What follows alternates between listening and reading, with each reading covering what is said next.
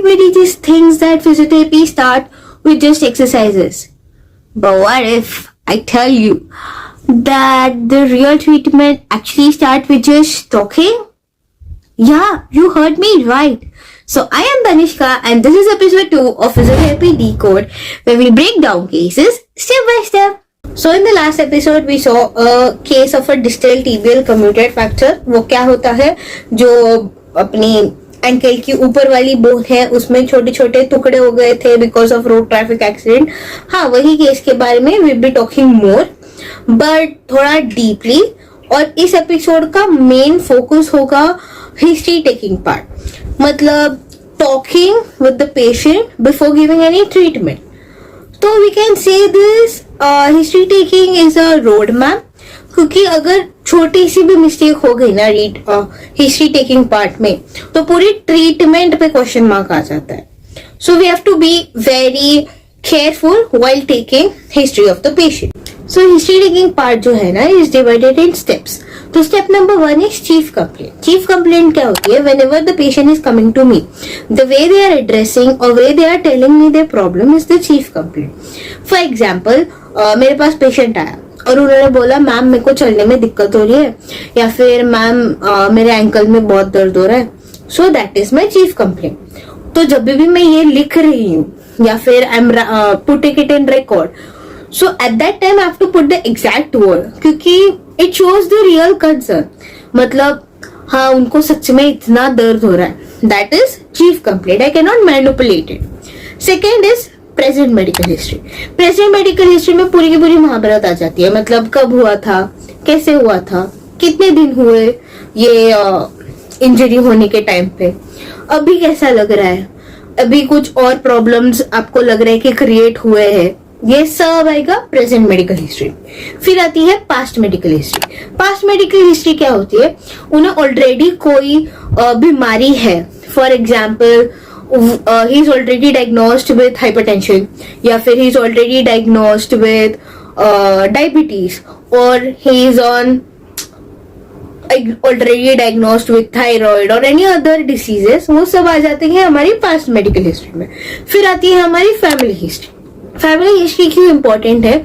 हमें rule out करने में वो इजी हो जाता है कि हाँ, हाइपरटेंशन और डायबिटीज उनको हेरिडिटरी है, मतलब उनके पापा को हुआ था या फिर उनके भी पापा के पापा को हुआ था, वो सब आ जाता है हमारी फैमिली हिस्ट्री. तो it shows that it is through generation and generation, तो वो हेल्प हो जाती है. Then it is environmental history. Environmental history क्यों इम्पोर्टेंट है? हमें बताता है कि कैसे एनवायरमेंट में हमारे पेशेंट जाने वाले. फॉर एग्जाम्पल, हमारा ये केस देख लो. अभी हमारे केस में लेग फ्रैक्चर है, तो अगर उनके बिल्डिंग में लिफ्ट नहीं हुई, so we have to give them gait training for climbing up the stairs and coming down from the stairs. So वो हमें देखना पड़ेगा. उनका वॉशरूम कैसा है, इंडियन है या वेस्टर्न है, ये सब हमें जानना पड़ता है. कौन से फ्लोर पे रहते हैं, कैसे मतलब कैसे जा सकते हैं, और या फिर उनका काम वर्क प्लेस क्या है, वो सब इम्पोर्टेंट होता है और वो आता है environmental history. Every time when we are taking their history, we have to keep this in our mind that we are not just treating an injury or the injured part. We are treating a human being. So we cannot be mean to them. We cannot be rude to them. We have to just treat them kindly and calmly so that they can tell us everything and be comfortable with us.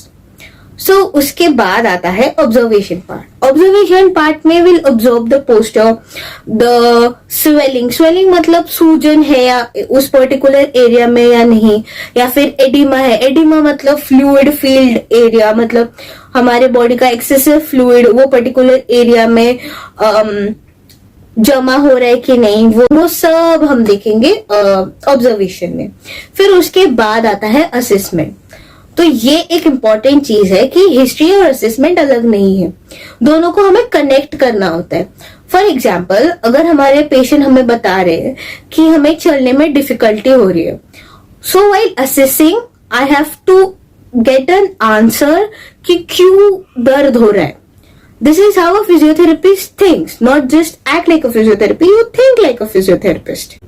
So real exercise देने से पहले ये सब होता है behind the scenes. So in the next episode we will be seeing the treatment part, and trust me guys, it will be way too interesting.